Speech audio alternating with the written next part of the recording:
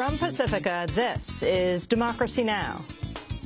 NSA and the intelligence community in general is focused on getting intelligence wherever it can, by any means possible, that it believes, on the grounds of sort of a self-certification, that they serve the national interest. In what's been called a rebuke to the National Security Agency and vindication for Edward Snowden, a White House-appointed panel urges sweeping changes at the NSA and an end to the agency's bulk collection of phone records of all Americans.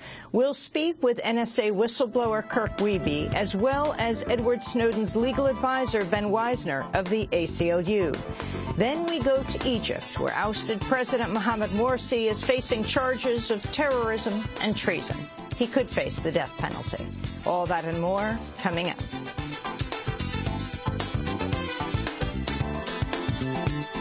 Welcome to Democracy Now!, democracynow.org, the War and Peace Report. I'm Amy Goodman. A White House-appointed task force has proposed a series of curbs on key national security agency surveillance operations exposed by Edward Snowden.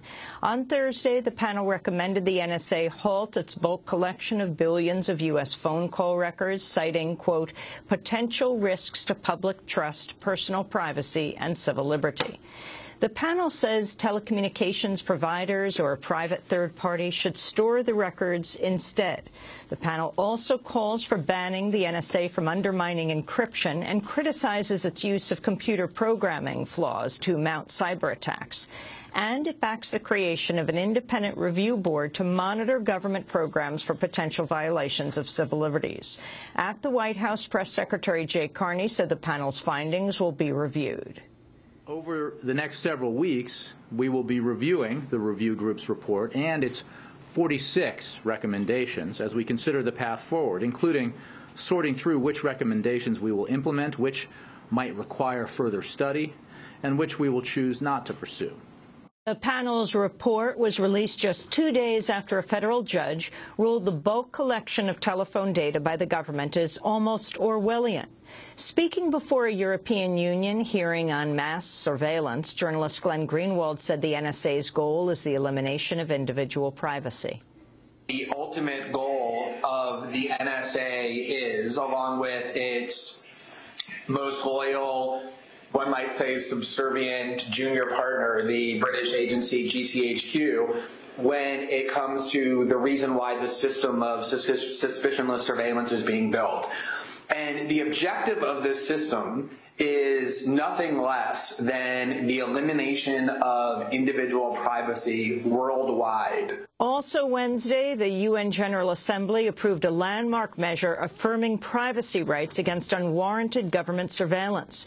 Germany and Brazil drafted the resolution after the leaks of Edward Snowden showed widespread U.S. spying abroad. The measure was weakened at the request of the U.S. and Britain to omit a declaration that foreign surveillance could amount to human rights violations and abuses. We'll have more on NSA surveillance after headlines. The U.S. has released 2 Guantanamo Bay prisoners back to their native Sudan. Both were imprisoned at Guantanamo since 2002. Their repatriation comes days after 2 Saudi Arabian prisoners were sent home. The Guantanamo prison population now stands at 158. Up to half the prisoners could be cleared for transfer to their home countries under a bipartisan deal set for passage in the Senate this week. It's the first time since President Obama came to office that Congress has moved to ease restrictions on Guantanamo instead of strengthening them. But the measure would maintain the congressional ban on transfer of prisoners to the United States. The Senate's approved a 2-year budget deal following passage by the House last week. The deal eases across-the-board spending cuts but does not extend unemployment benefits for some 1.3 million people, which are set to expire next week.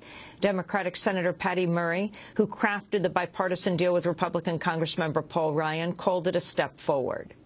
The Bipartisan Budget Act puts jobs and economic growth first by rolling back those automatic and harmful cuts to education and medical research and infrastructure investments and defense jobs for the next 2 years.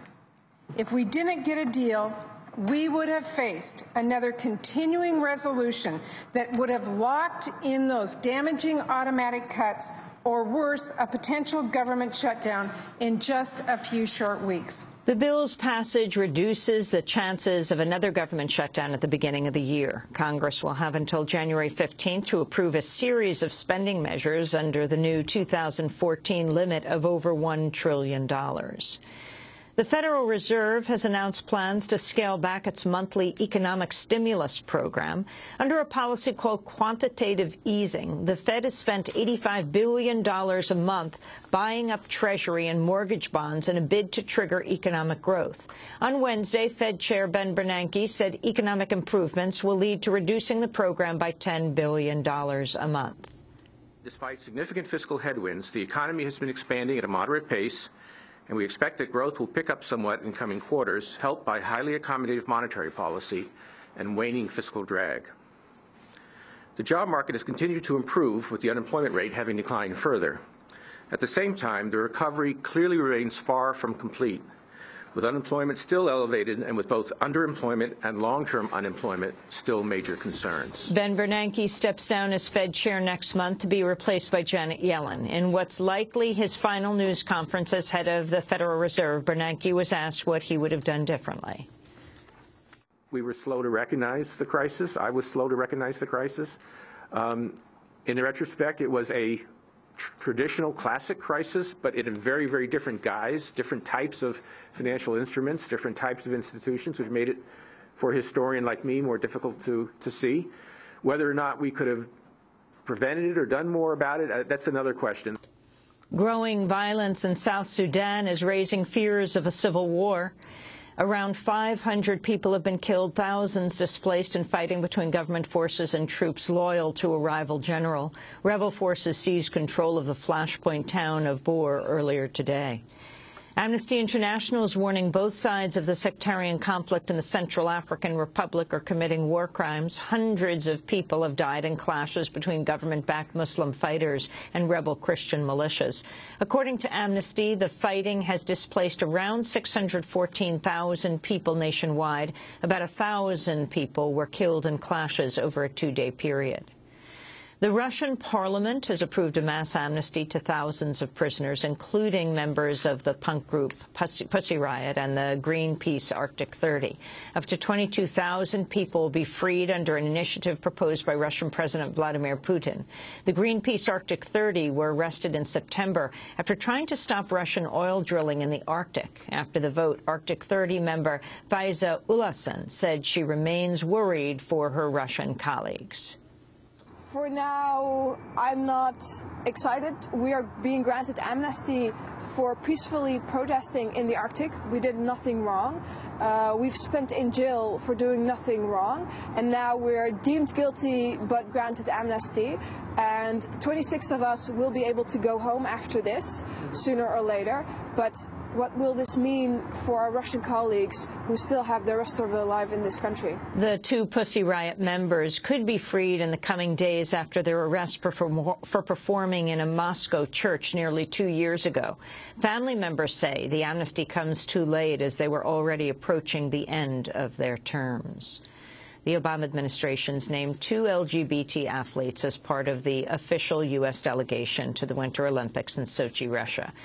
Tennis legend Billie Jean King and women's hockey player Caitlin Cahill will be among those representing the United States. The move is seen as a rebuke of Russia's crackdown on LGBT rights, including a new law criminalizing the so-called promotion of homosexuality. At the White House, Press Secretary Jay Carney played down the symbolism of the delegate picks. Now, this delegation represents the diversity that is the United States. All our delegation members are distinguished by their accomplishments in government service, in civic activism, and in sports. And we are proud of each and every one of them and think they will serve as great ambassadors of the United States to the Olympic Games. We have been very clear, the President has been very clear that he finds it offensive, the anti-LGBT legislation in Russia, for example. President Obama will not be going to the Olympics in Sochi. India is calling on the U.S. to drop charges against a diplomat accused of underpaying a domestic helper and committing visa fraud to win her entry into the country. India's Deputy Consul General in New York was arrested last week and strip-searched, prompting Indian government charges of mistreatment and potentially even conspiracy. In Washington, a State Department spokesperson said Secretary of State John Kerry has expressed regret to the Indian government. As a father of 2 daughters about the same age, the Secretary empathizes with the sensitivities we are hearing from India about the events that unfolded after the arrest, and in his conversation with National Security Advisor Menon, he expressed his regret as well as his concern that we not allow this unfortunate public incident to hurt our close and vital relationship with India. And 2 new reports are warning of massive human rights violations in secret prisons run by the Syrian government and by Islamist rebels. United Nations investigators say Syrian activists and other citizens have disappeared in a, quote, widespread campaign of terror against the civilian population. The UN says the enforced disappearances of Syrian civilians amount to a crime against humanity. A separate study by Amnesty International says the al-Qaeda-linked Islamic State in Iraq and the Levant is operating at least 7 secret prisons in rebel-controlled areas of northern Syria. Amnesty says prisoners are facing, quote, a shocking catalog of abuses, including torture, flogging, and summary killings. The rebels' prisoners include children as young as 8 years old. And those are some of the headlines. This is Democracy Now!, democracynow.org, The War and Peace Report. I'm Amy Goodman. And I'm Juan Gonzalez. Welcome to all of our listeners and viewers around the country and around the world. I'm Amy Goodman. Thanks so much for watching this report from Democracy Now!, your daily, independent, global grassroots news hour. We don't accept advertising or corporate funding, but rather rely on donations from viewers like you. Please make your contribution by visiting democracynow.org today. We need your support today to keep bringing you this hard-hitting, in-depth reporting.